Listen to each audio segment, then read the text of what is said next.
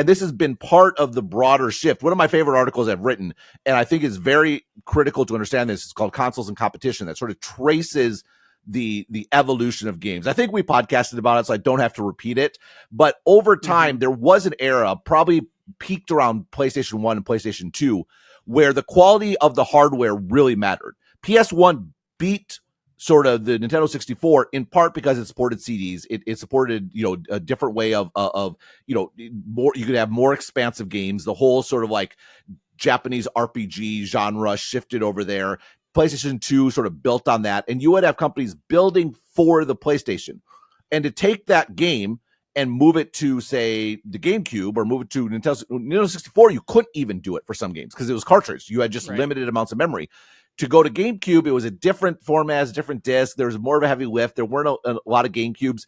And you just had this massive win by sort of Sony. Sony goes to PlayStation 3, and they create this crazy cell processor that was like very difficult to program for, but was very powerful. It was also HD. That was when things went to HD. And so that was the generation where the cost of creating assets, creating the actual art that goes in a game, all the textures, started to increase substantially relative to sort of just creating the core game.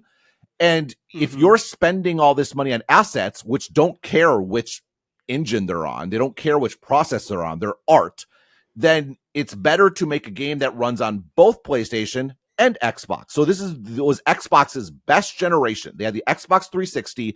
It was basically a standard PC, sort of in a box, not completely, but much more so than the PlayStation. So actually the easiest route was to build a game for PC and Xbox 360 and then port it to PlayStation, which, by the way, you're porting it, you're not taking advantage of all the cell processor's crazy capabilities. So they did all these capabilities, spent all this expense, and none of it was actually being used. It wasn't a differentiator for the platform. This is when Sony started buying up studios, because what they realized was, look, in the long run, hardware is not a differentiator. And from a developer perspective, costs are the controlling decision maker. It is going to be optimal for every developer going forward to put their game on sort of every platform. So if we want a sustainable differentiator for our platform, we need to have games that are only on our platform. And the only way we can do that, we can't do that through economic incentives. We can't do that through technical differentiation. We can only do that by basically owning them and forcing them to make an uneconomic choice in isolation, but one that benefits the broader PlayStation ecosystem. That broad benefit is every other game. So say, take Madden, right? You were a Madden player, I think, or no, you were a FIFA player. Yes. Which was your go-to? I was Madden and FIFA. Okay. I was a gaming addict for many years there. So we'll take FIFA, right? So FIFA, we can use it. They had to change the name or something. They don't have the license or something. So whatever, we'll call it FIFA. So FIFA is not a part of, it's not owned by Sony. It's not, but when you buy FIFA for PlayStation, EA is paying Sony a licensing fee. And if you have something like, say, you have in-app purchases or in-game purchases, that's going through the Sony storefront where they're taking 30% or whatever. The App Store, this is an argument me and John Gruber have had about the App Store for a long time. Like, from a gaming perspective, the App Store is just copying the consoles, right? It's so it's hugely beneficial to own that platform because you make money on everybody else. So this is how it all pencils out. You make less money on your exclusive games because they're not cross-platform, but those games make more people buy PlayStations so that you make more money on the games that are everywhere. That's right. So you make more money on the Maddens, more money on the NBA 2Ks and sort of that sort of thing.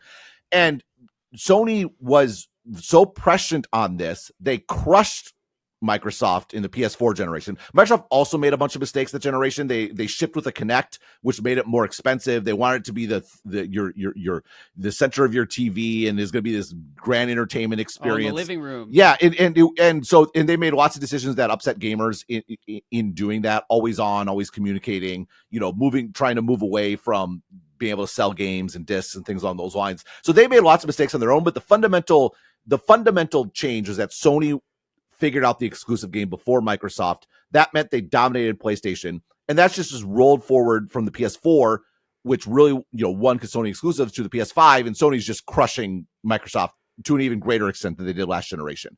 Once you have a PS4, you're going to get a PS5. And the more that we have services and in-app purchases and stuff that goes through the storefront, the more lock-in there is, because you want to carry forward your sort of stuff from one generation to the next. And so Microsoft has been stuck. And, so way back in the day, particularly once the Kinect, that the Xbox One or whatever was a failure, I wrote at the time Microsoft should just bail on Xbox. And yes, and the issue is, the challenge for Microsoft internally is that in the dark days of Microsoft, say like 2005 to 2015, or where they miss on mobile, their stock price has been flat for Apple's years and years. And like there's and I was there at Microsoft from 2011 to 2013. And at that time, everyone internally, it was all, Xbox is so cool. Xbox is all Xbox. Did you see the Kinect? Have you tried the Kinect? And it was really just a totem for the company that we're just not a boring enterprise company that has seen better days. Look, we can do cool stuff too. We have a consumer product. Yes, exactly. Xbox meant they weren't IBM.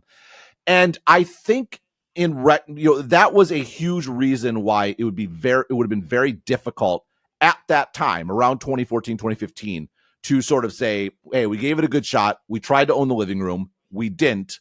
We're going to sort of get out. And instead they went in this other direction, which is, well, what if we changed the business model? What if we did something like, instead of having to buy all these games, $60 a pop, now $70 a pop with this generation, what if we did a subscription model? It leans into, like, we're doing subscriptions generally. We're a services provider. This is a smooth transition to cloud gaming in the future, where you can play games. It's also consistent with everything else Microsoft exactly has done to succeed. Exactly. And you could, a multi-device, like that's what they were doing with their Office apps, right? It's like, you subscribe to it, you get it on an iPhone, you get it on an iPad, you get it on Android, you can get it everywhere. It was very much in line with Microsoft's sort of general strategy, particularly from a high level analyst perspective, right? This is like catnip for me. It's like, it's broadly aligned. It makes sense. It's good. And so I kind of let up on my Xbox criticism and have quite vociferously defended Microsoft, particularly in the context of Activision and the FTC, which is saying, look, this is going to provide real competition, in that this business model is anathema to Sony. Sony, their whole point depends on selling lots of games and taking a cut of them and all this sort of bit, like, and differentiation and exclusives and all those sorts of things. And this is introducing real sort of competition in the console space. And I think that's right.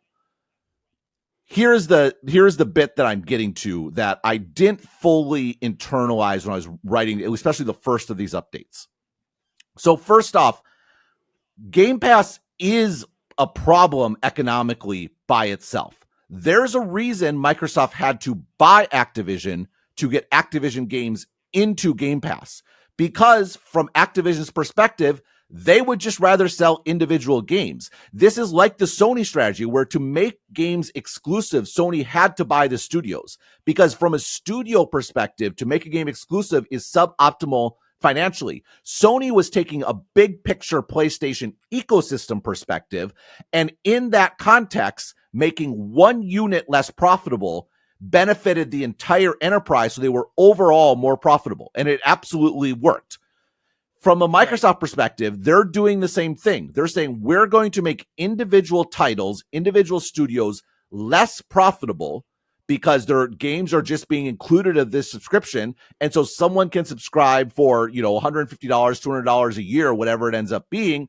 And that's only 3 games, right? If that person usually bought like 8 or 10 games or 20 games, we're giving up a bunch of revenue. But we think, number one, we can grow the market of gamers, because it is a barrier of entry, that to know that it's not just enough to buy a $400 or $500 console.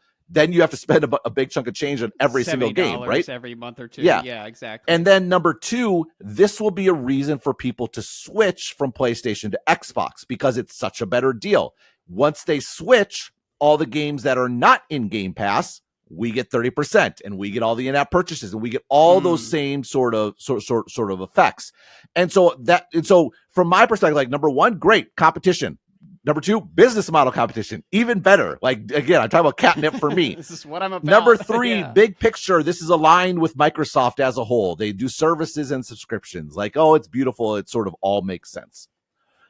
What I didn't properly think through, and what I think really came clear to me in this announcement, is it's all well and good to do a high-level, elegant analysis of a situation, but you have real-world constraints, which is you have an actual business that actually costs a lot of money, and you have to actually continue making revenue. This is the whole disruption story. Companies can know they're being disrupted. The reason they don't respond is because they economically can't. They still have to pay the bills, right? They're public companies. In this particular case, I think it's probably so the Game Pass strategy didn't work for this generation. Microsoft got their clock cleaned again. Is in the process of getting their clock cleaned again. They're a distant third behind PS5, Switch, and then sort of Xbox. They also made suboptimal choices for their console again in service of this strategy. So back in the day, they included the Kinect. They did all these features of the Xbox because their strategy was actually TV, not gaming. Today, because their strategy is actually Game Pass, not gaming, they ship 2 consoles, the Xbox X and the Series X and the Series S. The Series S is a less capable console. It's not as powerful. The whole idea is it's a lower price to entry for these people that just want a subscription just to get them on gaming. Now, guess what? It's harder to develop for the Xbox because you have to develop for 2 different consoles with 2 different capabilities. And so so everyone's would rather develop for the PlayStation first, and then we'll figure out how to get it working on this stupid Series S, which no real gamer would want. Why would you not just spend $200? If you're spending $60 a game, why not spend $200 more to get a better console, right? And so, they've sort of like hurt themselves in their tertiary, or their goal not being just gaming. They've actually produced a subpar product. And so now they're even like more in the hole. And the problem is, now what?